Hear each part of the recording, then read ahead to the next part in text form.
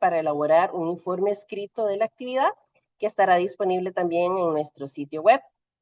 Sírvase de usar el espacio del chat para las consultas y comentarios. Pueden utilizarlo durante toda la actividad y en caso de que tengamos un tiempo para contestarlas, si no, les haremos llegar las respuestas y nos las hacen llegar por correo electrónico con cada uno de los expertos. Para brindar las palabras de apertura, vamos a invitar al señor Mike Mora del Departamento para la Gestión Pública Efectiva de la Secretaría para el Fortalecimiento de la Democracia de la Organización de los Estados Americanos, que además ejerce la Secretaría Técnica de la Red GEALC para que dé inicio con la actividad de hoy. Por favor, Mike, adelante. Muchas gracias, Paula, y un saludo a todos y a todas. Es un verdadero gusto estar aquí con ustedes, pero también es un verdadero placer darles esta cordial bienvenida en nombre de la Organización de los Estados Americanos y de la Red Interamericana de Gobierno Digital, Red GEALC, a este webinar sobre estrategias inclusivas para reducir brechas digitales, que por demás, para mí personalmente, me agrada mucho que podamos realizar en el marco de las actividades de este grupo de trabajo tan importante para la red GEALC. Quisiera iniciar indicando que aunque América Latina y el Caribe han logrado importantes avances en transformación digital durante los últimos años, todavía persisten brechas significativas en el acceso, las capacidades digitales y el aprovechamiento de las tecnologías, específicamente entre poblaciones en situación de vulnerabilidad, zonas rurales, mujeres, personas mayores y personas con discapacidad. Reducir estas brechas es una condición indispensable para que la transformación digital genere oportunidades para todas las personas y no profundice las desigualdades existentes, que es la razón por la cual esta red, la red GEALC, ha trabajado no solo en la estructuración de este grupo de trabajo, sino en la agenda que periódicamente se viene llevando, y agradecemos a Paula su gestión y coordinación. Dicho eso, desde la OEA, a través de la Red GEALC, trabajamos para apoyar a los países en el desarrollo de políticas públicas que promuevan una transformación digital inclusiva, ética y centrada en las personas. Eso para nosotros es central desde la Secretaría para el Fortalecimiento de la Democracia. Y es en ese contexto donde la red desarrolló el marco de referencia interamericano sobre gobernanza de datos e inteligencia artificial, al que quería referirme en estas breves palabras de introducción, ya que este incorpora principios como la equidad e inclusión, el respeto y la protección de los derechos humanos, la transparencia y la rendición de cuentas, así como el fortalecimiento de capacidades institucionales para que la innovación tecnológica genere valor público y beneficie a toda la ciudadanía. Fundamental.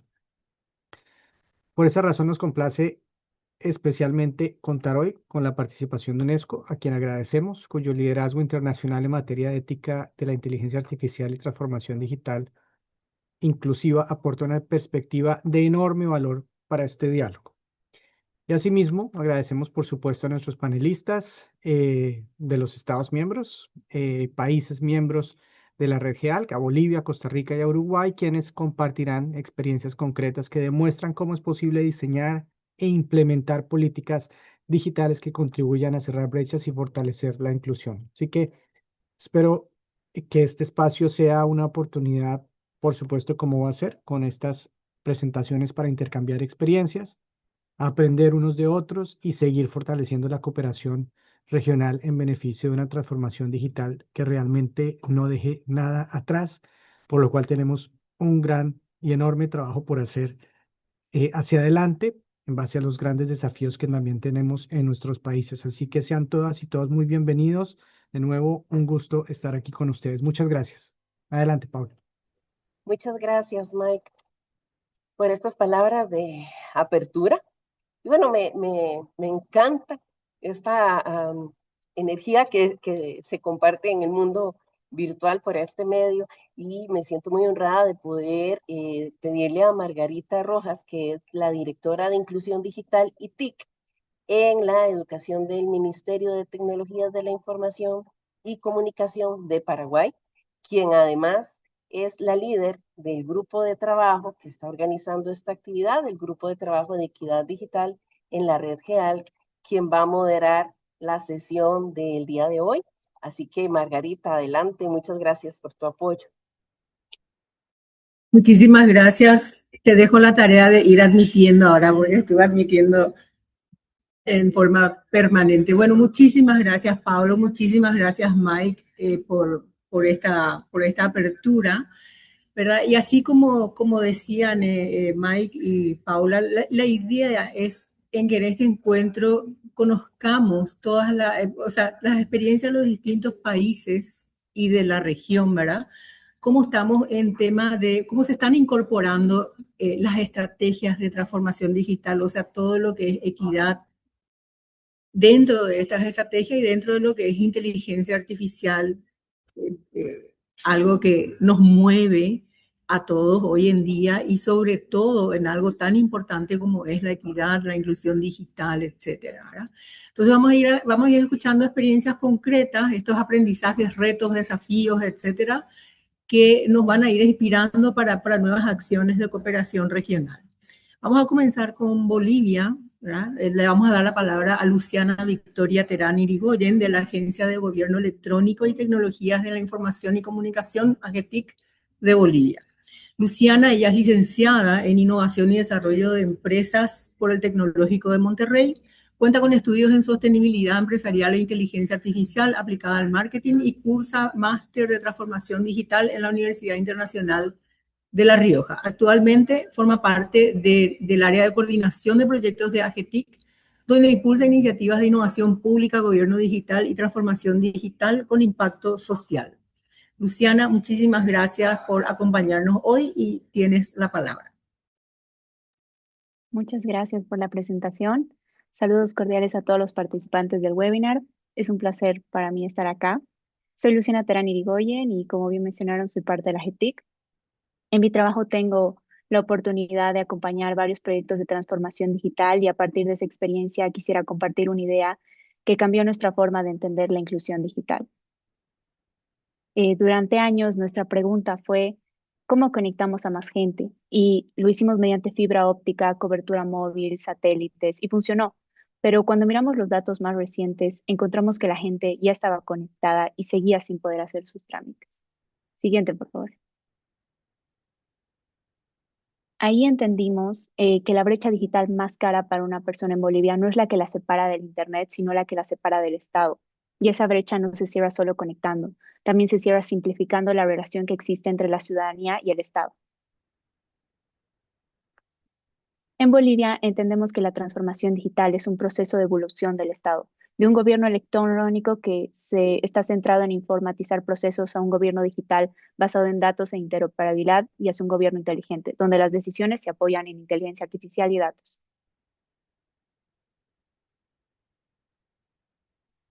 Para aplicar un poquito esto más, les voy a dar algunos datos. En Bolivia, el 2012, a nivel nacional, teníamos un 9.6% de conectividad de los hogares bolivianos hacia el Internet y en el área rural del 0.7%. Ahora nuestro último dato, en 2024, del 76.3% de los hogares bolivianos tenían Internet, tenían esta conectividad y en el área rural el 53.9%.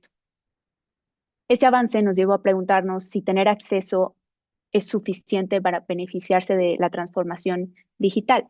Y es por eso, siguiente por favor, que este año se publicó el índice de empoderamiento digital con la Academia y la Fundación CODEA de Chile y con el apoyo de la CAF. Este índice de empoderamiento digital nos indica que el acceso no garantiza el empoderamiento. Como podemos ver, calificamos alto en responsabilidad digital y en resiliencia digital, pero a la hora de entender si las personas se sienten capaces de usar la tecnología para resolver problemas, lo tuvimos bajo, casi 60 y algo por ciento. Además, otros datos es que los hombres superan a las mujeres en 6 de las 7 dimensiones y además de eso, el nivel educativo es un factor muy relevante a la hora de hablar de incidencia en el tema tecnológico. Es decir, las personas bolivianas estamos conectados, somos responsables y nos adaptamos, pero no nos sentimos capaces. Bien. Otro factor importante que me gustaría hablar también es el tema de la burocracia. Nuestro gobierno estima con el apoyo del BID que la burocracia le cuesta un 6% del Producto Interno Bruto. Pero ese costo no lo asumen todas las personas por igual. Pongamos un ejemplo, un trámite que necesita presencialidad va a ser distinto para una persona que vive cerca a pocas cuadras de la oficina a una persona que vive lejos de la capital.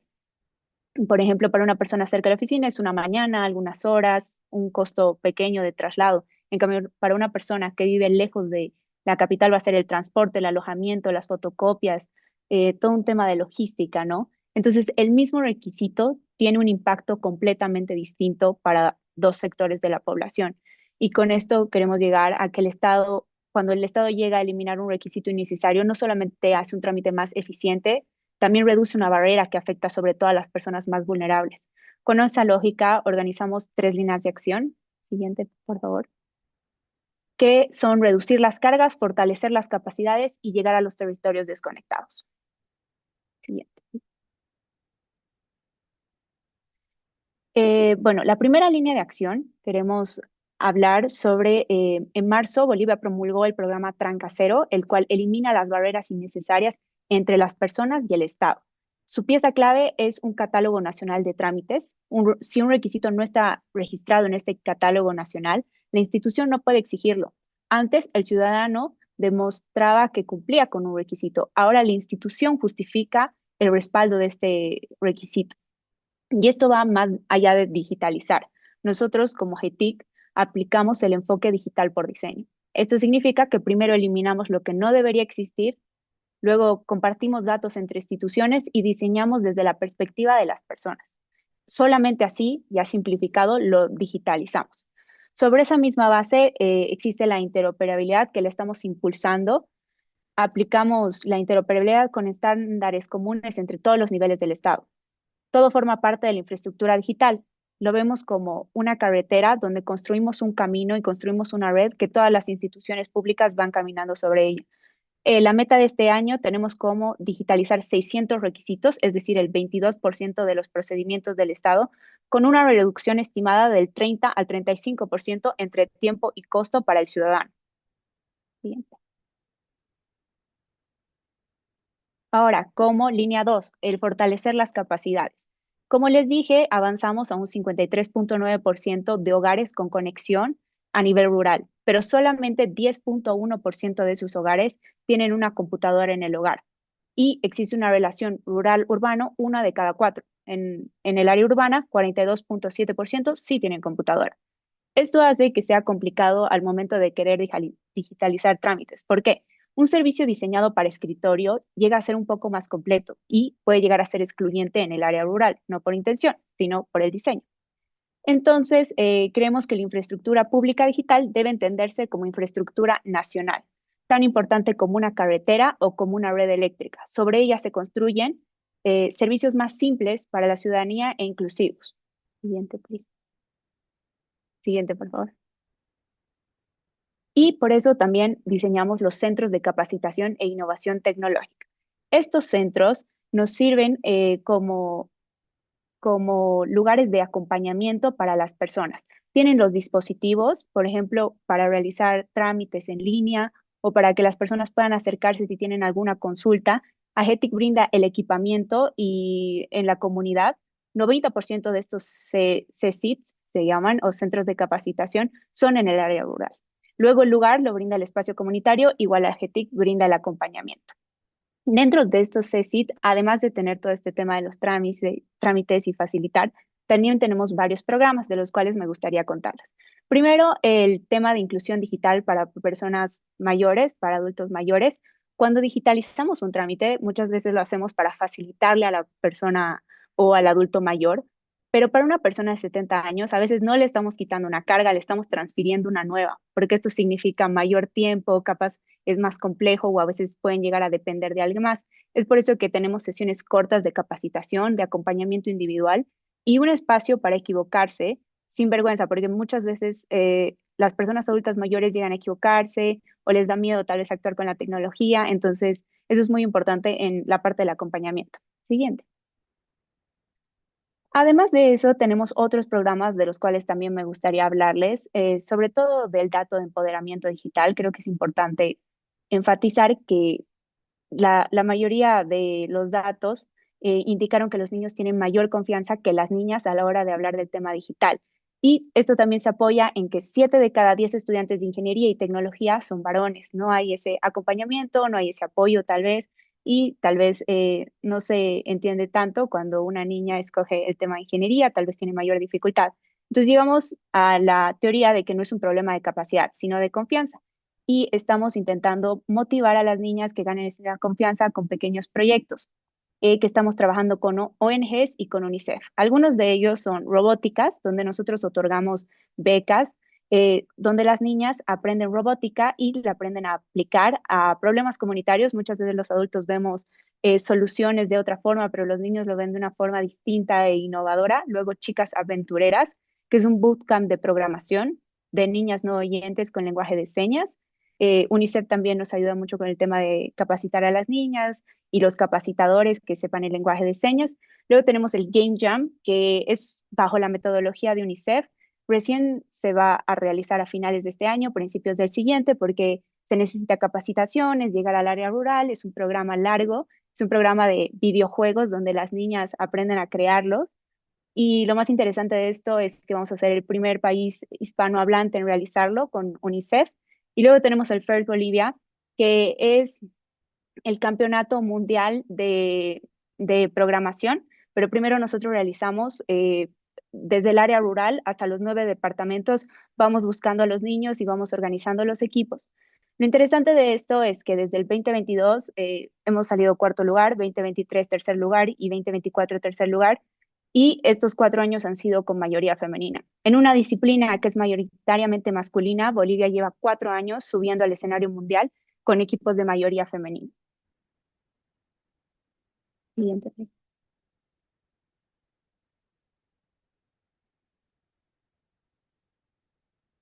Bueno, y acá pueden ver algunas fotos. Antes. Acá pueden ver algunas fotos, por ejemplo, en el First Global, donde están sosteniendo la bandera, las capacitaciones a los adultos mayores, robótica, o con las niñas no oyentes, igual con las chicas aventureras en la entrega de certificados.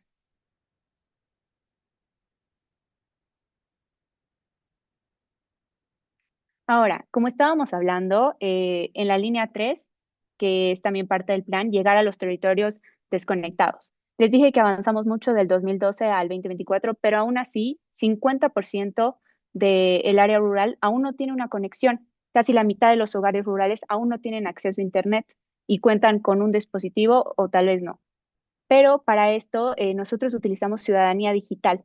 Ciudadanía digital es nuestra identidad como ciudadanos bolivianos en el Internet. Es como nos conectamos y generamos esa interoperabilidad entre instituciones. Los trámites que se quieren hacer en línea se necesita ciudadanía digital.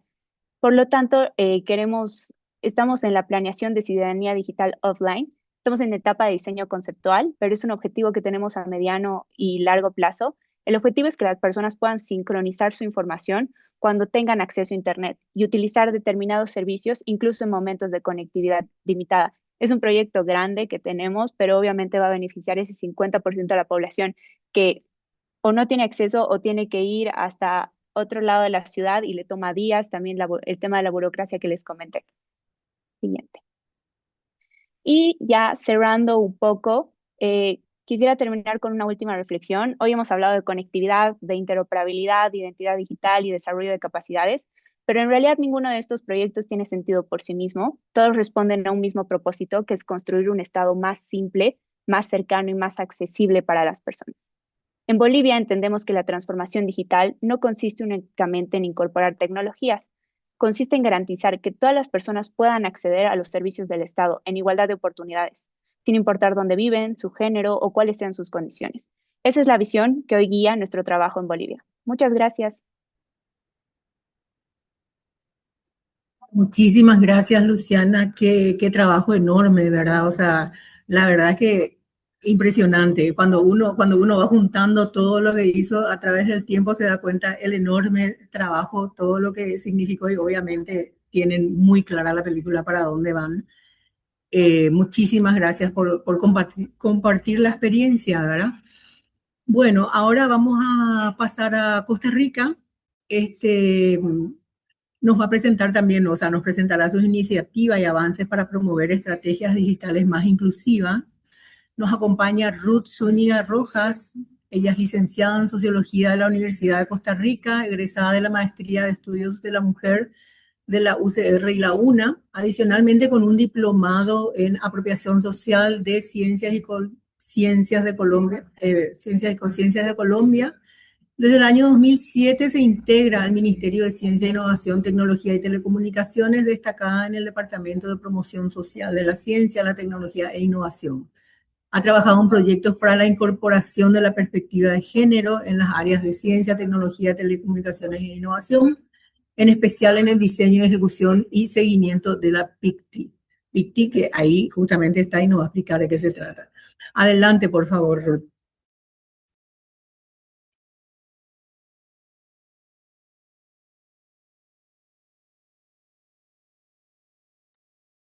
Hola, Sí, muy buenos te escuchamos. días. Buenos días, buenas tardes. Buenos días, buenas tardes. Ok, aquí ya encontré la cámara, que llama Ahí tiempo. está. Bueno, como decía, bueno, muchas gracias a todas y a todos por estar acá en este webinar y compartir todas estas experiencias. Muchas gracias a Paula y también a Margarita por la coordinación de esta oportunidad que tenemos para poder compartir con todas ustedes estas experiencias que hemos tenido a lo largo de todos estos años. Como les decía, nosotros tenemos una política nacional de igualdad entre mujeres y hombres para, bueno, en el empleo, la formación y también en el disfrute de los productos de la ciencia, la tecnología, las telecomunicaciones y la innovación, la cual llamamos PICTI para no decir todo el nombre. Entonces acá nosotras hemos venido desarrollando varios temas que nos permiten primero conocer, ¿verdad? ¿Por qué se requiere una política de igualdad en estos temas? ¿Qué es la PICTI? Las limitaciones, los compromisos, los retos y la estrategia de inteligencia artificial con enfoque de género. Un poco la partida es muy similar a todos los países, ¿verdad? Y es que nosotras tenemos apenas un 29% de mujeres en especialidades técnicas, pero no todas las especialidades técnicas, porque la matrícula es mucho mayor en mujeres en general, pero en desarrollo y análisis de software, diseño y administración de bases de datos y electrónica, tenemos apenas un 29% de matrícula, perdón, de personas graduadas en estas áreas. Estos datos los pueden ver en esta fuente de información. Adicionalmente, ya en la educación superior, en las carreras de ingeniería civil, software, eléctrica, electrónica, computadoras y mecánica, tenemos apenas un 21% de mujeres graduadas en esas áreas. Y en la parte del trabajo en telecomunicaciones, tenemos que el 37% de las personas empleadas en este sector son mujeres, pero vean que son mujeres de planta y subcontratadas. Entonces, las condiciones de empleo realmente, las estadísticas que tenemos a disposición no nos están dando estos datos. Hay mucho más datos, ¿verdad? Pero estos son como los de partida. La política se genera desde el 2017 con un mandato presidencial de una demanda realizada por parte del sector público y el sector académico. Y entonces es aquí donde el MISIT se vuelve como esta entidad neutral, pero con poder político o con rectoría política para impulsar una política de igualdad. De esta política pasamos de aspiraciones a un modelo de gestión por resultados para el desarrollo con acciones específicas, indicadores, metas y responsables. Y ya terminamos nuestro primer plan de acción y estamos en la ejecución del segundo plan de acción que termina en el 2027. Y acá fortalecimos los compromisos que tienen las instituciones en cuanto a cuáles van a ser esas intervenciones públicas que nos permitan avanzar en el cierre de brechas o que también cierres de brechas sabemos que tienen una rigidez, ¿verdad?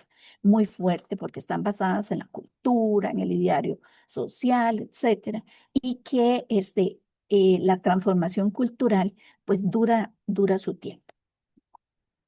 Se han realizado algunos cambios, sin embargo, como nos decía don Mike, estas brechas persisten, estas desigualdades persisten y a veces, no sé si les pasa a todas y a todos, pero a veces una siente que avanza y después siente que se retrocede un poquito.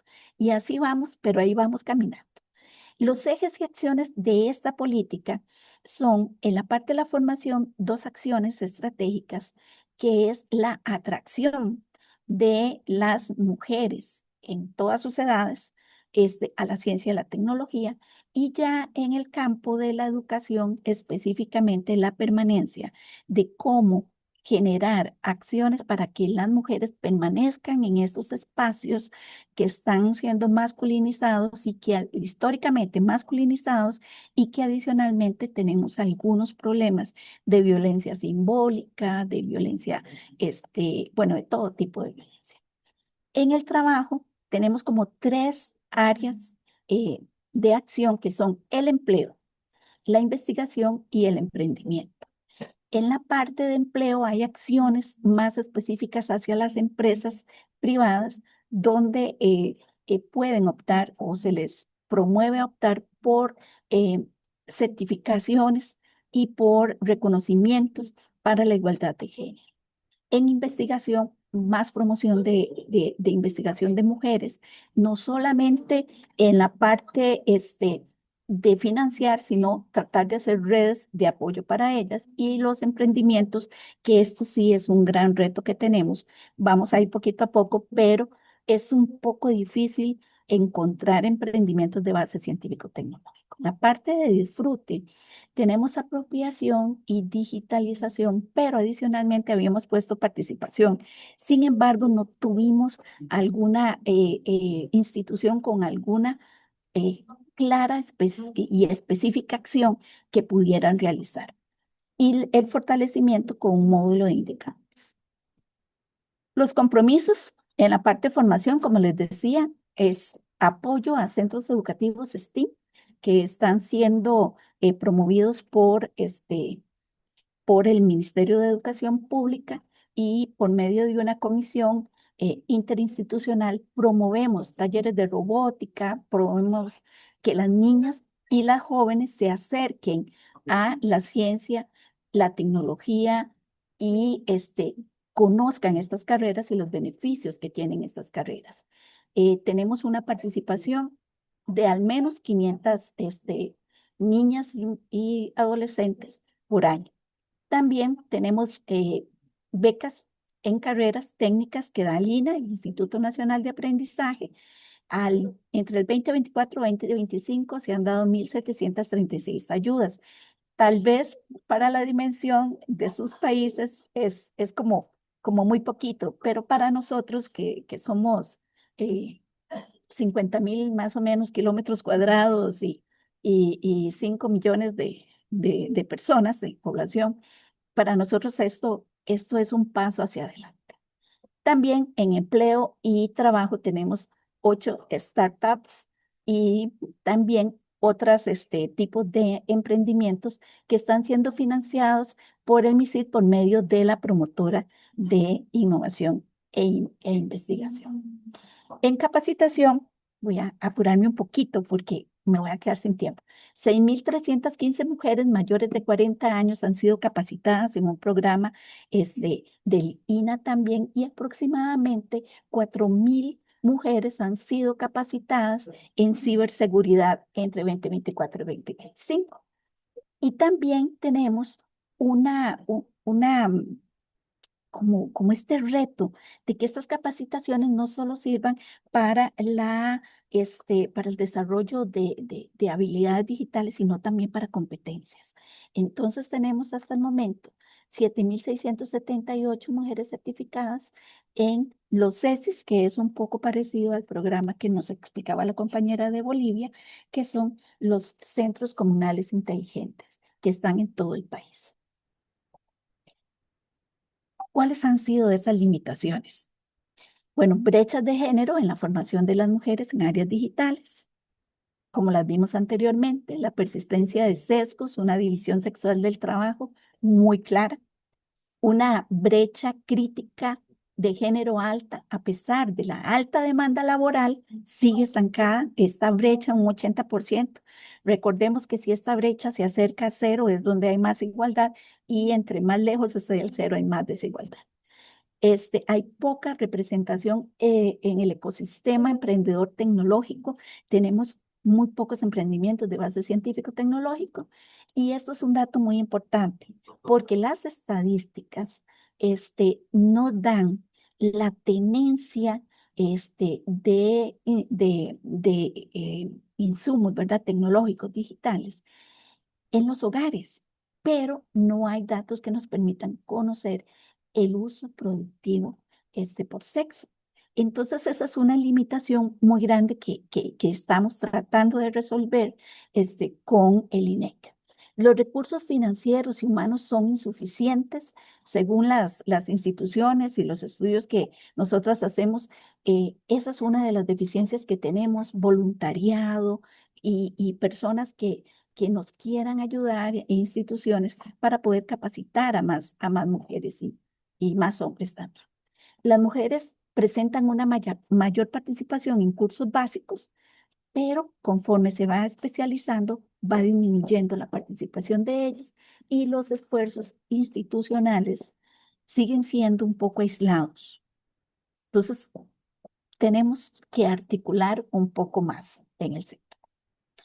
Por otra parte, tenemos retos, que es esa integración intersectorial para problemas estructurales, esta cadena de valor, porque nosotros capacitamos muchas chicas, pero las perdemos el rastro de ellas a lo largo, digamos, de qué va a ser su carrera, qué carrera escogieron, cuáles fueron esas barreras que tuvieron que superar para escogerla o por qué no las escogieron. Campañas de sensibilización y mentorías desde edades tempranas a lo largo de la vida. Estas campañas no son como permanentes, sino que lo que tenemos es que eh, sacamos campañas un tiempo y todo el mundo está como con el tema y luego se duerme. Entonces, en esos procesos, en estos momentos de descanso, por decirlo así, es donde a veces perdemos la atención al tema. Una plataforma única de oferta digital para mujeres, como becas, cursos, financiamientos, asesorías de todos los servicios digitales y la incorporación de indicadores de acceso productivo en la encuesta nacional de hogares y también construir ese índice de brecha digital de género. Bueno. Hasta aquí tenemos como esos retos en la política, pero también tenemos algunos ejemplos porque tenemos varias estrategias y varios planes en el Plan Nacional de Ciencia y Tecnología. Hemos integrado o hemos tratado de integrar, porque esa es otro de los obstáculos que tenemos, que a veces solo escribimos en las intenciones que vamos a generar acciones o que vamos a generar una política con enfoque de género, pero al final lo único que incluimos es como así más mujeres o que estos tienen enfoque de género. Sin embargo, a la hora de implementarlas, ahí es donde nosotros podemos encontrar algunas situaciones que no corresponden a a las intenciones que teníamos. Tenemos la Estrategia Nacional de Inteligencia Artificial. Esta estrategia es del 2024 al 2027. Esta estrategia busca promover el uso, la adopción, el desarrollo de la IA en forma ética, segura, responsable y procurando beneficios para la ciudadanía y evitando que este uso cause daños a las personas. Alineado también esto con las prioridades nacionales. Se ha construido un marco ético y normativo. El objetivo también es generar capacidades y habilidades, incentivar la investigación, desarrollo y la innovación y mejorar los servicios públicos. Esta estrategia nacional tiene 50 instituciones involucradas, tiene 13 líneas de acción, tiene 26 resultados esperados y 130 30 intervenciones públicas. Aquí me voy a dirigir a los ejes transversales, que como ustedes ven, es el enfoque de género, la inclusión y la accesibilidad y la protección de datos, la propiedad intelectual y la privacidad. Y para terminar, también las transformaciones que esperamos, ¿verdad? Y que esperamos impactar es en salud, en agricultura, en educación, en los servicios del sector público y en el sector privado. Estos serían los contactos que con mucho gusto compartimos con todas y todos ustedes para que puedan también hacer sus consultas tanto a la Secretaría de la PICTI como a la Dirección de Innovación, que son las responsables de estas estrategias. Muchas gracias. Muchísimas gracias, Ruth. Justito 15 minutos y yo decía, te tenía que avisar 2 minutos antes, pero me dolía en el alma porque era demasiado interesante todo lo que estabas compartiendo con nosotros, ¿verdad? Entonces dije, no voy a decir nada, pero terminaste justito a los 15. Y nada más decirte que no hay número pequeño, eso no existe. O sea, yo creo que o hacemos o no hacemos, pero no hay número pequeño. El número pequeño es no hacemos, ¿verdad? Es el cero. O sea, felicidades por todo el gran trabajo que están haciendo. Muchísimas gracias. Bueno, pasamos ahora a Uruguay. Invitamos a Camila Sosa y a Valeria Colombo, quienes nos van a compartir su experiencia en políticas públicas, ciudadanía digital y generación de capacidades para reducir brechas digitales. Camila Sosa es maestranda en políticas públicas, licenciada en Relaciones Internacionales y docente universitaria. Cuenta con experiencia en investigación social aplicada, diseño y evaluación de políticas públicas, gobierno digital, innovación pública y cooperación regional. Ha trabajado en proyectos con CAF, BID, UNOPS, etc. Valeria Colombo, ella es licenciada en psicología con estudios de maestría en desigualdades sociales y posgrado en desarrollo local y gestión de la participación ciudadana. Integra el equipo de ciudadanía digital de AGESIC, donde coordina contenidos y acciones para generar capacidades de ciudadanía en el entorno digital. Camila y Valeria, tienen ustedes la palabra. Muchísimas gracias. Hola, buenas tardes a todos y todas. Un saludo desde Uruguay. Nosotros les vamos a compartir algunas experiencias de Uruguay, principalmente vinculados a ciudadanía digital, no tanto solo a gobierno digital. De todas formas, en Uruguay tenemos un gran trayecto vinculado al desarrollo del gobierno digital, los trámites en línea y la cercanía de las personas con el Estado. Pero bueno, ahora lo vamos a abordar de una forma un poquito más amplia, ya van a ver tanto con las estrategias que les vamos a plantear como con los datos que les vamos a mostrar. A ver si funciona esto. Siguen viendo la primera pantalla, ¿no? Ahí se movió, sí. Bueno, para hablar del tema de la ciudadanía digital o la ciudadanía en el entorno digital, les vamos a presentar un marco estratégico y un marco de medición. Dentro del marco estratégico, en principio tenemos la Agenda de Uruguay Digital. Esta que les estoy mostrando en pantalla es la última vigente de 2025, pero ya estamos construyendo una hacia 2030.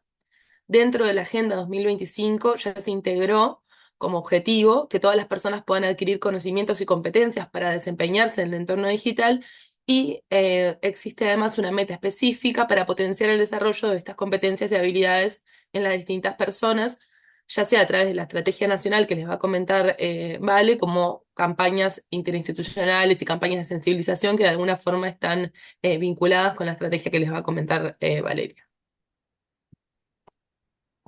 Bueno, buenas tardes, ¿cómo están? Continúo ahí con lo que presentaba Cami. Yo les voy a hablar de este proceso de construcción de la estrategia de ciudadanía digital. Primero, comentarles que en Uruguay desde el 2019 funciona el grupo de trabajo en ciudadanía digital. Es un grupo que está coordinado por el equipo de ciudadanía digital de AGESIC, pero está integrado por referentes del sector público, organizaciones de la sociedad civil, la academia, el sector privado y organismos internacionales. Este es el grupo responsable de elaborar y dar seguimiento y monitoreo a la Estrategia Nacional de Ciudadanía Digital, que es el marco conceptual de todas las acciones que en esta temática se desarrollan en Uruguay. para construir esta estrategia hicimos todo un proceso participativo a través de mesas de diálogo donde participaron más de 90 referentes del sector privado, del sector público, de la academia, organismos internacionales y de la sociedad civil, con los que elaboramos un primer borrador que luego pusimos en una plataforma digital de participación ciudadana a consulta pública. Esto significa que cualquier persona podía entrar y hacer comentarios o sugerencias sobre esta estrategia. A partir del análisis de todos esos comentarios y la sistematización, bueno, surgió el documento final, que es el que rige hasta el 2028.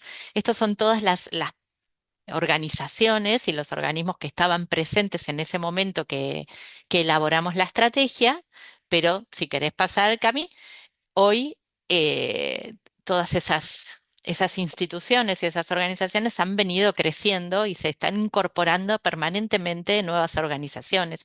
Esto porque estamos hablando de una temática súper compleja que hoy atraviesa todos los espacios de nuestra vida y entonces es importante seguir incorporando nuevas miradas, ¿no? Por ejemplo, en los últimos tiempos se incorporó muchas personas referentes del ámbito de la salud, dado todo el debate que hay del impacto que el entorno digital está teniendo en nuestra salud y en nuestro bienestar. Entonces, esto es un proceso dinámico y en constante crecimiento como la propia temática, ¿no? Que es muy compleja y nunca termina de estar en construcción. Siempre aparecen nuevas formas de abordar esto de la construcción de ciudadanía en el entorno digital. Lo primero que hizo la estrategia fue darnos unos acuerdos conceptuales comunes, ¿no? Había un montón de organizaciones y instituciones que estaban trabajando en temáticas vinculadas, pero bueno, cada una tenía sus propias definiciones de lo que entendía por ciudadanía digital. Entonces, lo primero que hicimos fue ponernos de acuerdo de que cuando hablemos de ciudadanía, y nos gusta decir en general, más allá que ciudadanía digital ya es un concepto reconocido, nosotras hablamos de ciudadanía en el entorno digital, entendiendo que lo que se ha modificado es este entorno que hoy es tanto físico como digital, que ya no tiene ningún sentido diferenciar. En algún momento era un mundo real y un mundo virtual. Hoy sabemos que todo es parte del mismo entorno en el que nos desarrollamos y que lo que pasa en un ámbito tiene repercusiones en el otro y todo tiene repercusiones reales en nuestros propios cuerpos y en nuestra propia vida.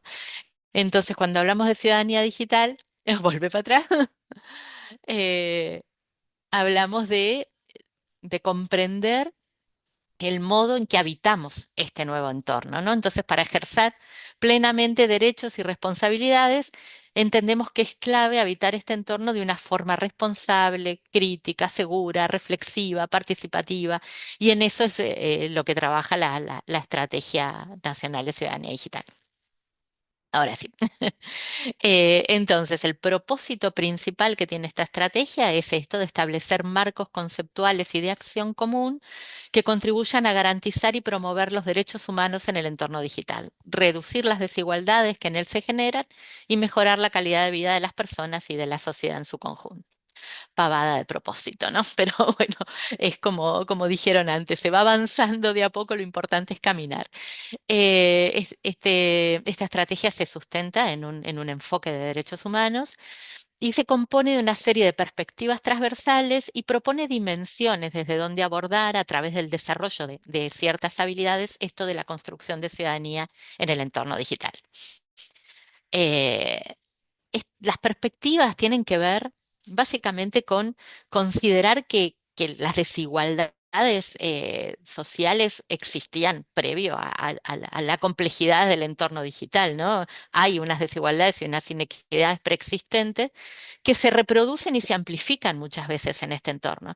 Entonces, reconocer que no todas las personas están en igualdad de condiciones a la hora de habitar este entorno y por eso es fundamental identificar las condiciones, los condicionantes estructurales del ejercicio de ciudadanía y aquellos que se ponen específicamente, se potencian y se ponen en juego específicamente en el entorno digital para generar estrategias de abordaje diferentes para las diferentes poblaciones, ¿no?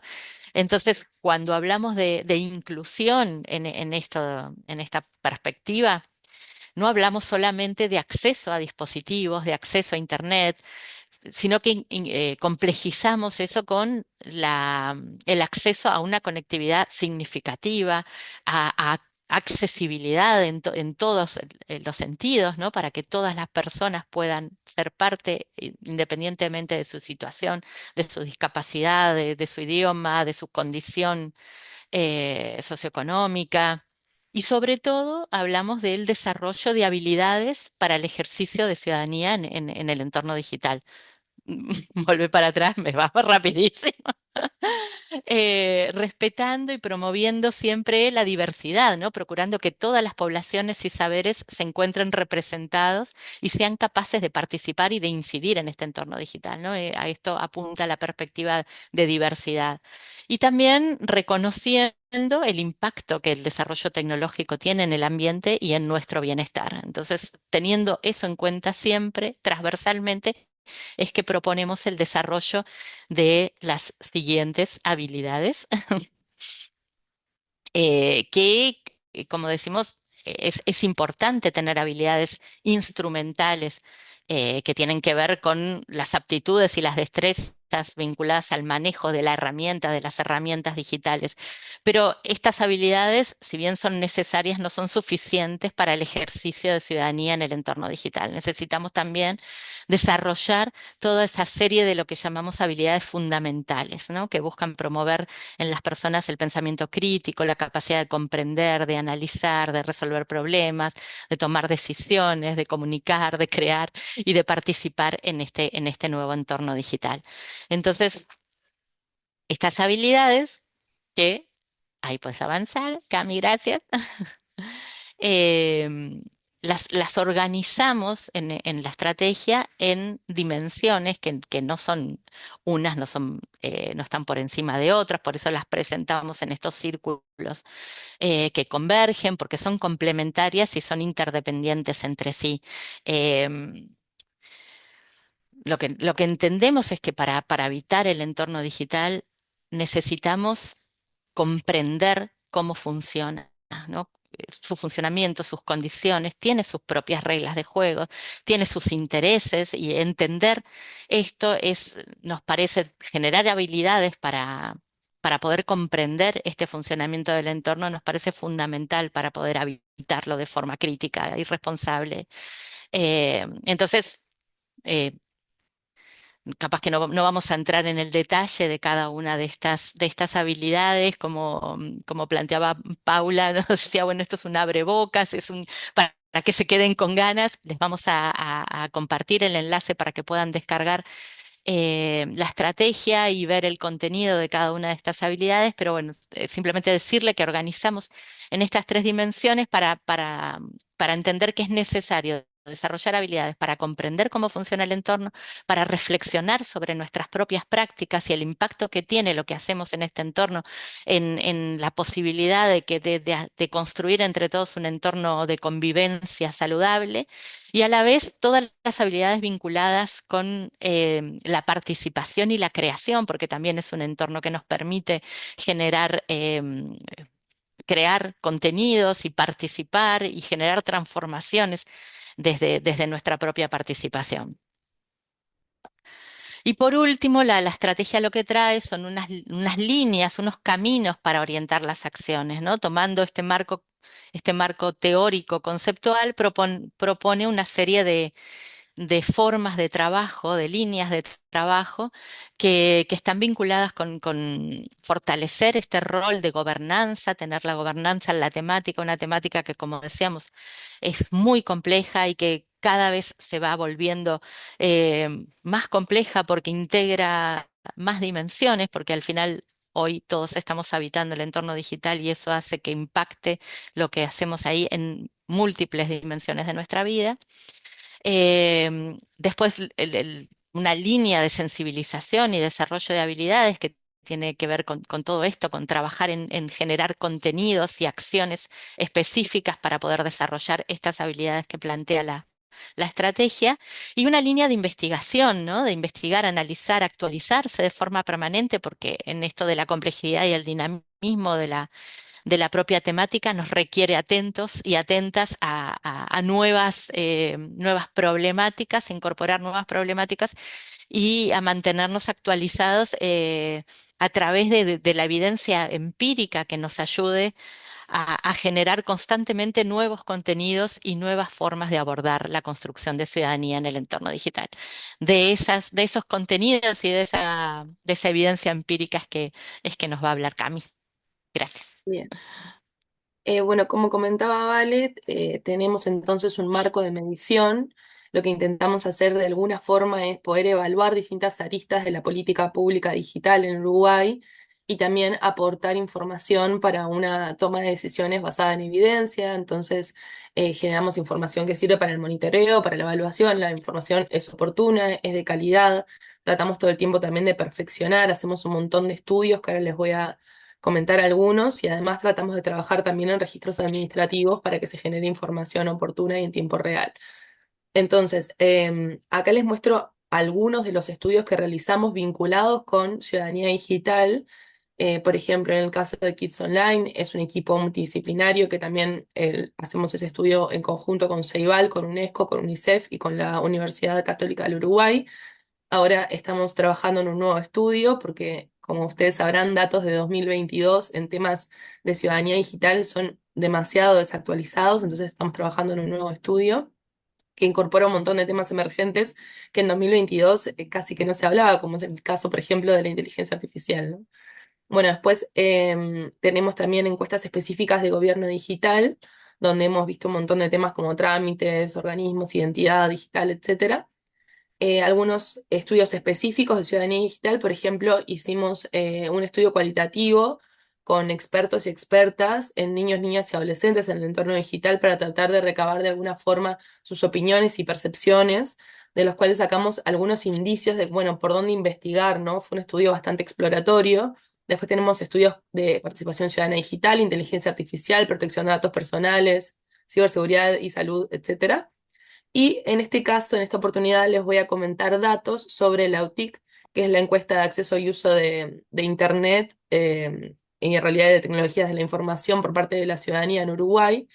Es una encuesta que forma parte del Sistema Estadístico Nacional porque se hace en conjunto con el Instituto Nacional de Estadística a población residente en territorio nacional de 14 años o más. Allí tenemos la ficha técnica que no les voy a comentar todo para no aburrirles.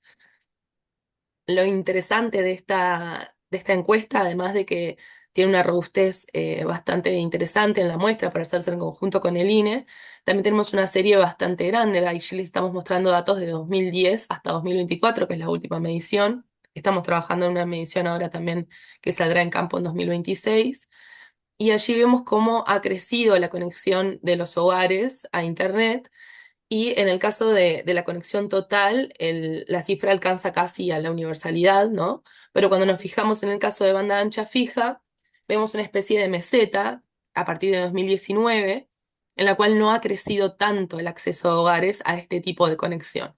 Y si ven en la gráfica de al lado, en la gráfica de barras, tenemos separados los hogares por quintiles de ingreso, donde el quintil 1 son los hogares más pobres y el quintil 5 los hogares más ricos, o sea, con mayores ingresos. Y allí vemos cómo, por ejemplo, el caso de conexión o acceso por banda ancha fija es mucho menor en los hogares más pobres. Entonces, ¿a qué refiere esto? A un concepto que comentaban anteriormente mis compañeras de conectividad significativa, ¿no? No es lo mismo conectarme a Internet cuando los datos se me están acabando o cuando la conexión es inestable y no puedo hacer determinadas cosas, que tener una conexión que me permita realmente navegar por el entorno digital sin un límite, digamos, físico o de infraestructura. Entonces allí comenzamos a ver ya Se nos va acabando el tiempo. ¿Qué? Perdón. Se nos va acabando el tiempo, Camila. Dale, voy más rápido. En cuanto al acceso a dispositivos, vemos que el celular tiene un acceso universal en la población uruguaya, tanto desde el quintil 1 al quintil 5, o sea, no habría diferencias entre los hogares, pero cuando vemos dispositivos como el caso de la PC, vemos algunas diferencias por hogares, o sea que los hogares más pobres se conectan con una conexión más débil y además no tienen acceso a los mismos dispositivos que los hogares más ricos. Y sabemos que las computadoras permiten hacer un montón de cosas en el entorno digital que un celular hoy en día aún no permite. Entonces aquí vemos como la brecha entre el quintil 1, o sea, los hogares más pobres y los hogares más ricos, se va en realidad incrementando hacia 2024. Esto también sucede porque se incrementa el uso del celular. Entonces, a medida que los celulares van reemplazando en algunas cuestiones a la computadora, los hogares que tienen que elegir por acceder a un solo dispositivo, se ha priorizado el celular. Entonces, en eso se ha suplantado la computadora, pero en realidad la computadora sí tiene otras opciones de desarrollo en el entorno digital que el celular aún no tiene. Acá pasamos al uso de Internet en personas. Vemos que el uso de Internet en personas en Uruguay es prácticamente universal, porque la definición de internautas de la ITU, que dice que es que se conecta al menos una vez en los últimos 3 meses, es de 92% de la población, y el uso de Internet diario, o sea, intensivo, también es bastante alto, está en 84%. Cuando vemos el perfil de los internautas, o sea, intentamos ver algunas brechas en las personas que se conectan, vemos que hay una menor conexión por parte de personas de mayor edad y de nivel educativo más bajo. Las brechas por nivel educativo los vamos a ver a lo largo de la mayor parte de las dimensiones que vamos a analizar.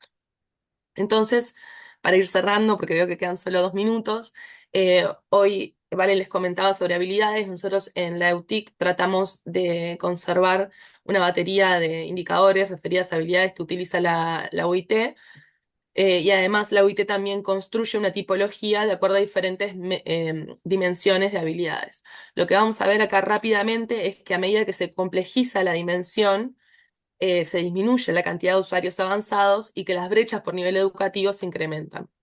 Tengan así en vista el color celeste, que es el de nivel avanzado, y van a ver cómo a medida que se complejiza la habilidad, acá estamos en una de las más complejas, hay grandes brechas por nivel educativo y por edad. Entonces acá ven cómo la cantidad de usuarios de nivel avanzado a nivel educativo bajo es apenas el 28% y el nivel educativo alto es de 72%. Estamos en la habilidad de seguridad, ¿no? Que es una de las más complejas.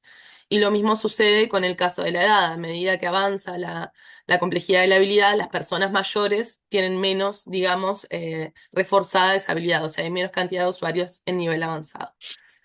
Por último, les queríamos comentar que respecto a brechas de género, que también han hablado nuestras compañeras, en cuanto a habilidades, no detectamos grandes brechas, pero sí cuando vemos específicamente en algunas habilidades que están en sectores tradicionalmente masculinizados, empezamos a ver algunas diferencias, como es el caso de conectar dispositivos, instalar programas, desarrollar programas, y a su vez, por otros datos que hay en Uruguay y otros estudios, esto no tendría que ver con las capacidades de las mujeres ni con la formación de las mujeres en estos temas, sino que, como mencionaba la compañera de Bolivia, en muchos casos tiene que ver con un tema de confianza. Sí, que las mujeres quizás tienen menos confianza para estos temas, pero no es que tengan menos capacidad ni que no puedan hacerlo. En este caso, las habilidades son autodeclaradas, entonces hay una autopercepción de cómo estoy en esa habilidad para responder si sé o no instalar programas en la computadora, por ejemplo.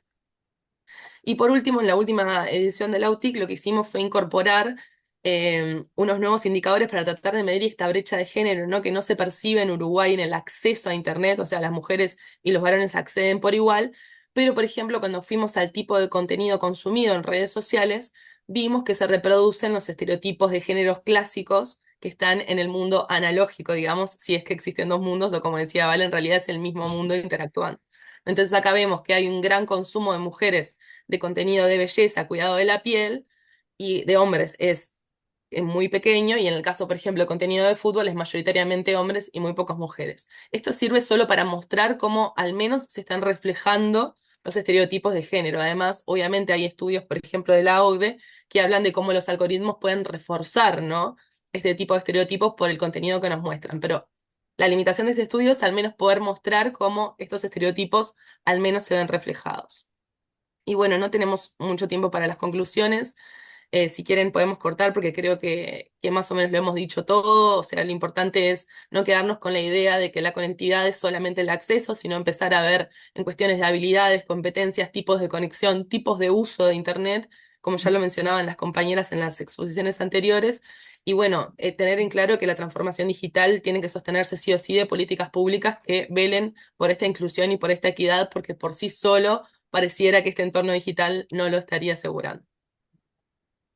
Muchísimas gracias, Camila y Valeria. Realmente impresionante todo. Sí nos gustaría después acceder a la presentación para compartir con las personas que Sí, están claro. solicitando, ¿verdad? A ver, impresionante los datos que tienen y cómo cuando uno tiene los datos puede medir, puede generar indicadores, etcétera. ayuda muchísimo, ¿verdad?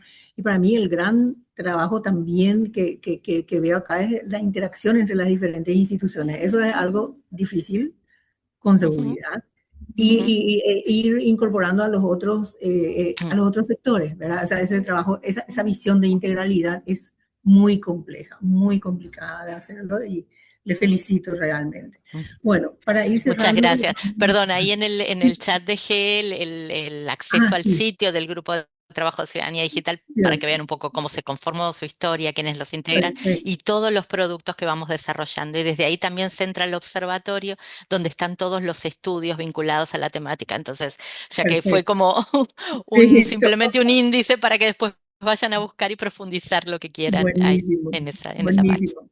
Muchísimas gracias, Valeria. Entonces, para cerrar, vamos a presentarles a Camilo Sarmiento, que es representante de la UNESCO. Su intervención nos va a permitir vincular las experiencias nacionales con los desafíos y oportunidades de la inteligencia artificial, la inclusión y la equidad. Camilo ocupa actualmente el cargo de especialista asociado de programas en la sección bioética y ética de la ciencia y la tecnología de la UNESCO dentro del sector de ciencia, donde contribuye a la implementación de la recomendación de la UNESCO sobre la ética de la inteligencia artificial. Es doctora en informática por la Universidad de Soborna, donde su investigación se centró en la formalización del razonamiento ético. Su formación académica incluye también un máster en imagen y sonido para sistemas inteligentes y una licenciatura en ingeniería mecánica y electrónica, ambos por la Universidad de Soborna. Adelante, por favor, Camilo. Muchísimas gracias. Muchas gracias, Margarita. Aprovecho para agradecerles la invitación, no solo a participar y escuchar de las experiencias que se presentaron hoy, pero también a presentar el trabajo de la UNESCO sobre materia ética y la IA. Aprovecho muy rápidamente para agradecerles por la coordinación, el tiempo y también amablemente a la OEA por sus amables palabras de introducción. Entonces, quiero empezar mi presentación hablando un poco del contexto general del trabajo en la UNESCO en materia de ética y la inteligencia artificial y luego entrar más en detalle en ejemplos concretos de equidad e inclusión, que es el tema del que estamos hablando hoy. Entonces, para entender la recomendación sobre la ética de la inteligencia artificial, creo que primero hay que entender por qué fue la UNESCO quien la desarrolló.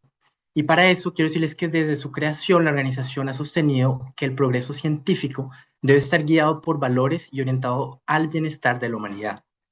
Algo importante es que al ser la única agencia especializada en las Naciones Unidas con un mandato en ciencias sociales y humanas, la UNESCO ocupa una posición única para impulsar estos marcos globales para la ciencia y la tecnología que incorporan no solo dimensiones técnicas, sino también las sociales, culturales, éticas y derechos humanos. Fue precisamente este mandato el que llevó a la UNESCO a elaborar la recomendación sobre la ética y la inteligencia artificial, nuestro mandato en el que trabajamos, adoptada por aclamación por los 193 Estados miembros en 2021, y se volvió así el primer marco normativo mundial para orientar el desarrollo y el uso ético de la inteligencia artificial. Entonces, no voy a entrar en todos los detalles, lo que me importa transmitir aquí es realmente la estructura del texto. La recomendación está construida como una arquitectura en 3 niveles, me gusta verlo como una pirámide, donde cada etapa cumple una función distinta, pero complementaria. La primera base de la pirámide son los valores. Los valores expresan la visión ética de la recomendación, es decir, realmente aquello que se busca proteger y promover, como la dignidad humana, la diversidad o la sostenibilidad. Sobre esa base, esa primera parte, se encuentra la segunda capa, que son los principios. Los principios van a indicar cómo deben actuar los estados y los demás actores para hacer efectivos esos valores. Por ejemplo, si la diversidad y la inclusión constituyen un valor, la equidad y la no discriminación es uno de los principios que orientan su implementación, obviamente no el único. Finalmente, la recomendación aterriza esos valores y es como la parte más, creo, más importante, más concreta, en principios, en 11 ámbitos de acción. Cada uno reúne recomendaciones de política dirigida a los Estados miembros y a otros actores, más generalmente, en áreas como gobernanza, educación, cultura, medio ambiente o salud, las áreas que cubre realmente todo el mandato de la UNESCO. Ahora, para apoyar la implementación de la recomendación, la UNESCO ha desarrollado distintos instrumentos. Uno de ellos es la metodología de evaluación del estadio de preparación, que de pronto algunos de ustedes conocen, una herramienta de diagnóstico que evalúa el estado de preparación de un país para desarrollar, desplegar y usar la IA de manera ética, que se entiende aquí como alineada con la recomendación. El resultado es un informe nacional que identifica fortalezas, brechas y recomendaciones de política para avanzar esta implementación. Hasta la fecha, más de 75 países han implementado la metodología y ya se han publicado más de 50 informes nacionales en el informatorio, observatorio. Les voy a compartir el link ahora que acabe. Y la región LAC, tenemos el orgullo de decir que es de lejos la más avanzada en esta implementación de la RAM. Ahora, inclusión. Conectando ahora la inclusión con la recomendación. ¿Cómo entiende la UNESCO la inclusión dentro de este texto? Lo interesante, creo, es primero decir que es un elemento transversal que atraviesa toda su arquitectura. En primer lugar, la inclusión aparece como un valor fundamental. Es decir, la recomendación reconoce que la diversidad y la inclusión deben garantizarse a lo largo de todo el ciclo de vida de los sistemas de inteligencia artificial. Y este valor se refleja después en la mayoría de los principios, de los 11 principios que vieron. Y bueno, por motivos de tiempo me centraré en 3 de ellos, que aunque abordan aspectos diferentes, ilustran muy bien, creo, cómo la inclusión se integra transversalmente en el texto. A la izquierda de la pantalla van a ver el principio de equidad y no discriminación, y propone realmente un enfoque inclusivo para que los beneficios de la IA estén disponibles y sean accesibles para todas las personas. Otro ejemplo es el principio de sensibilización y educación, que busca una participación pública efectiva a través de la educación abierta y reconoce la diversidad lingüística, por ejemplo, social y cultural para garantizar. Último ejemplo quería dar, que es el que ven a la derecha en su pantalla, es el principio de gobernanza y colaboración de múltiples partes interesadas, que incorpora la inclusión mediante un diálogo multidisciplinario y pluralista entre los diferentes actores implicados, y eso es algo muy importante que se integró en la metodología RAM. Ese, digamos, valor que mencioné y esos 3 principios se traducen en recomendaciones más específicas a través de lo que ya mencioné, los ámbitos de acción. Y aquí pueden ver 3 ejemplos abajo de su pantalla. En el ámbito de género, por ejemplo, se promueve la participación y liderazgo de mujeres y niñas en STEM, cosas que ya se han mencionado antes por otros participantes. En comunicación e información, la diversidad y la inclusión en los equipos que desarrollan sistemas de IA. Y en la última, que es la evaluación del impacto ético, la consideración de los efectos sobre las personas marginadas y vulnerables es un punto que se resalta. Como lo dije, estos son solo algunos ejemplos, y cada uno de los 11 ámbitos de acción pueden encontrarse medidas concretas que contribuyen desde distintos enfoques a promover una IA más inclusiva. La inclusión, que ocupa un lugar central en la recomendación, porque la inteligencia artificial puede tener efectos muy distintos, como ya bien saben, dependiendo de cómo se diseñe, despliegue y utilice, puede contribuir a construir sociedades más inclusivas, pero también hay que reconocer que puede exacerbar discriminaciones existentes o incluso generar formas de exclusión. Mucha gente dice que la inteligencia artificial no es buena ni mala, pero me gusta también resaltar el hecho que tampoco es neutra, y creo que es un punto importante para esta discusión que estamos teniendo. Ahora, quiero pasar a una parte en donde comparto con ustedes casos más específicos. Por ejemplo, la IA y la diversidad lingüística en el ámbito de acción 7 y cultura, que en la discusión que tuvimos con Margarita preparando esta presentación, mencionó que el grupo de trabajo trabajó en este tema, y me pareció interesante hacer esa conexión. Entonces, la IA puede ayudar a proteger la diversidad lingüística, por ejemplo, con las herramientas de IA que pueden reducir barreras lingüísticas con la traducción automática, subtítulos automáticos, el reconocimiento de voz, chatbots multilingües, que pueden poner la información al alcance de personas que, de otro modo, quedarían excluidas de la conversación. Muy concretamente, para darles un ejemplo, hace poco, cuando estábamos mejorando la metodología RAM, tuvimos una sesión con personas que tienen diferentes discapacidades, y además de intérpretes y otras medidas más tradicionales, la transcripción automática o la generación de una versión en lenguaje más simple de la discusión o de los textos, documentos que mandábamos, fue de gran ayuda. También pueden permitir que más personas accedan a recursos y aprendan lenguas en peligro, incluso, por ejemplo, si no forman parte de la comunidad de habitantes nativos, y a su vez la IA puede aumentar la visibilidad y la exposición de las lenguas en declive. La UNESCO, que mide esto, estima que casi la mitad de las 7.000 lenguas del mundo están en peligro, y que la IA puede contribuir a su preservación y revitalización, un punto muy importante, ayudando realmente por ejemplo, a documentarlas y digitalizarlas.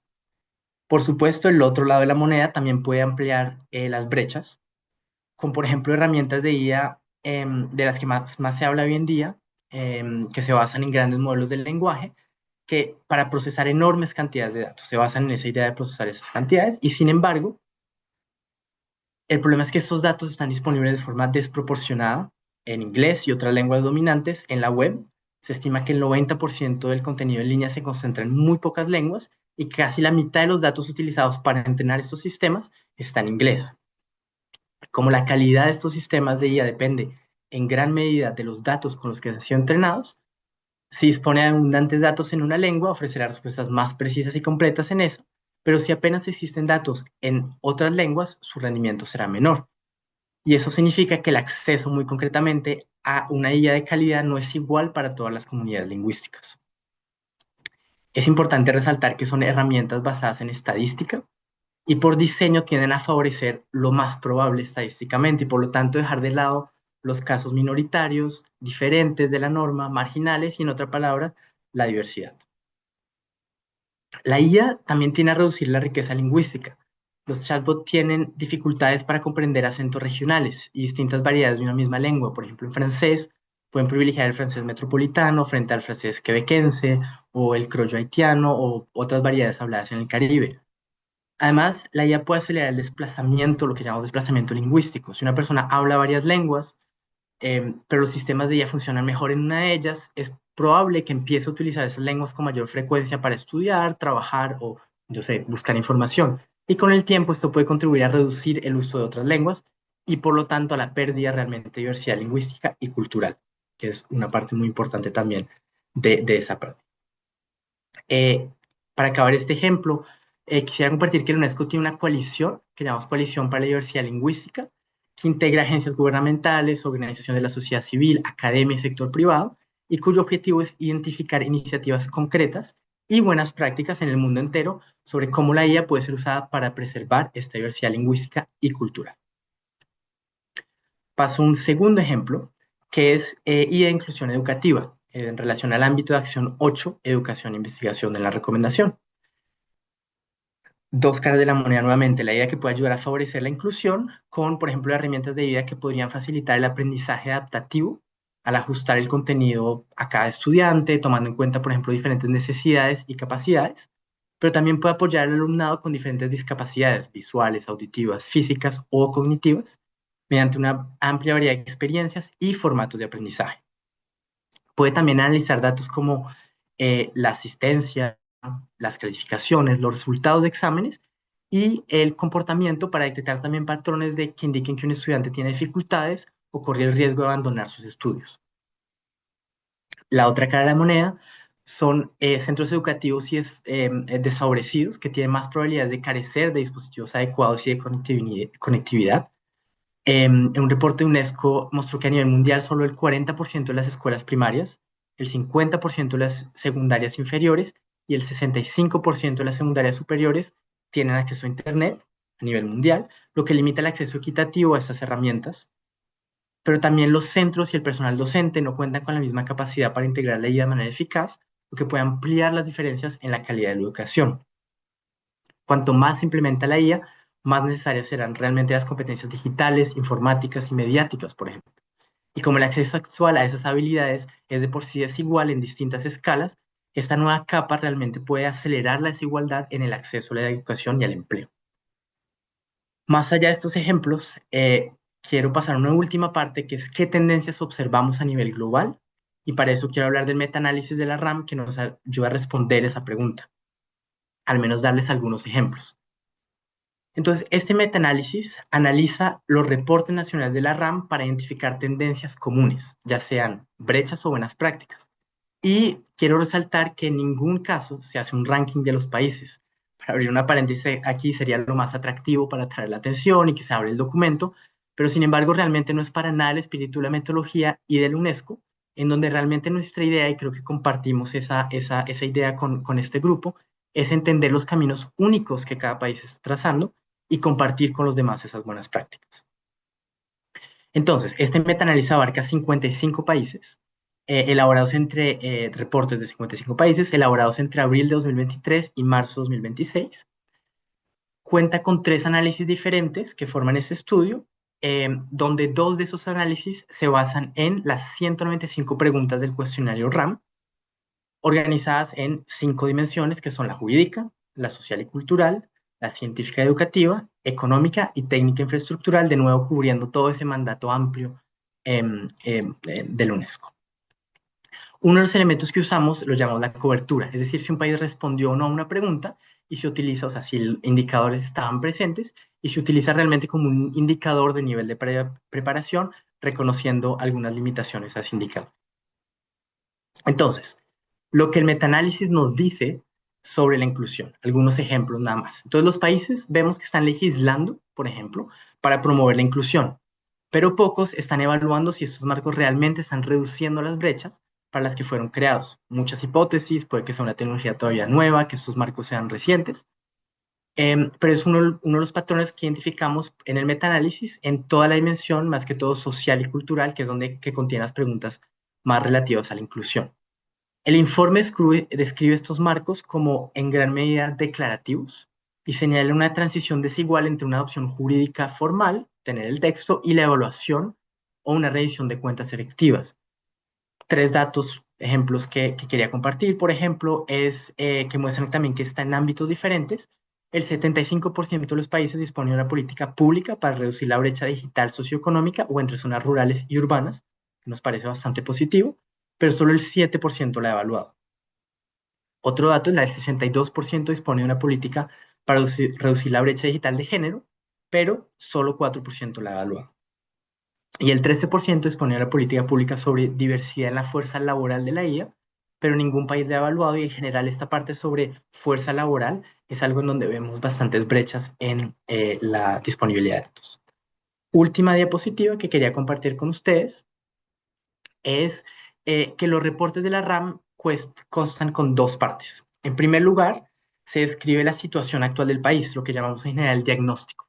Y después se formulan recomendaciones de política pública que se discuten con el gobierno para abordar las brechas identificadas. Una de las principales conclusiones del metaanálisis es que la inclusión tiene una presencia muy importante en las recomendaciones. Esto nos deja esperar que los países reconocen que la inclusión es un ámbito a privilegiar para una buena gobernanza de la IA, lo que es muy positivo, con por ejemplo el 43% de los informes que incluyen recomendaciones para fortalecer la participación de las mujeres en la inteligencia artificial, un 33% que formula recomendaciones sobre el uso de la IA para proteger y promover el patrimonio cultural, y cerca del 20% que incorporan recomendaciones para reforzar la participación de grupos vulnerables en la gobernanza de la inteligencia artificial. Último, quería compartir que el 71% de los reportes incluye al menos una recomendación de política pública relacionada con la dimensión social y cultural, y que nos confirma o al menos nos muestra, nos sugiere que una vez identificadas las brechas, la inclusión se convierte en uno de los principales ejes de las recomendaciones formuladas por la metodología RAM en esta dimensión social y cultural. El conjunto de datos de este metaanálisis se está preparando para su publicación en el foro global que vamos a organizar en septiembre, y queremos compartirlo como una base de datos consultable en donde gobiernos, investigadores y organizaciones de la sociedad civil podrán realmente explorar y directamente los resultados de cada país, pero también ver cuáles son las tendencias por región, etcétera, etcétera. Muchísimas gracias por su atención. Muchísimas gracias, Camilo. Y qué fuertes los números, ¿verdad? O sea, cuando uno ve así en números, el número es lo que es el resultado final. Y como decíamos antes, no digo que sea fácil actuar, pero evaluar, medir, etcétera, tampoco no es nada sencillo, ¿verdad? Pero bueno, muchísimas gracias, muy importante todo, por supuesto. Nos encantaría que nos compartas apenas tengas, vayan cerrando, no sé, los estudios, etcétera. Acceder a estos datos va a ser muy, muy bueno. Bueno, a mí me gustaría, antes que nada, agradecerles a todos los panelistas, las y los panelistas. Muchísimas gracias por el tiempo dedicado, por el trabajo realizado para estar aquí hoy. Y a las personas que estuvieron asistiendo, por supuesto, también muchísimas gracias por la dedicación de este tiempo para compartir entre todos. No nos da tiempo para hacer preguntas, etcétera, pero sí nos gustaría que nos dejen en el chat si tienen preguntas, comentarios, consultas, etcétera. La vamos a ir sistematizando y vamos a compartir después a través de la web de la red GEAC, así como las presentaciones que tuvimos hoy. Entonces, de nuevo, muchísimas gracias por todo. Paula, te paso la palabra. Muchas gracias, Margarita. Agradecemos sinceramente a las delegaciones de Bolivia, Costa Rica y Uruguay, así que así también, por supuesto, a la UNESCO por compartir todas estas experiencias, iniciativas, aprendizajes.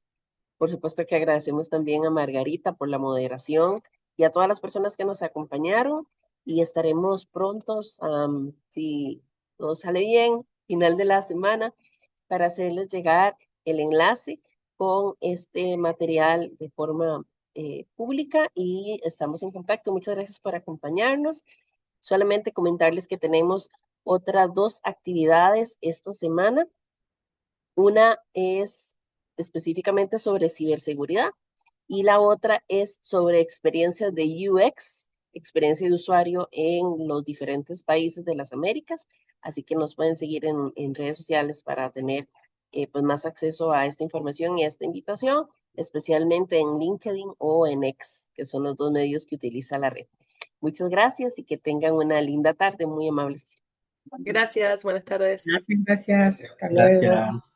Muchas Muchas gracias. gracias, hasta Bueno, luego. muchas gracias, nos vemos.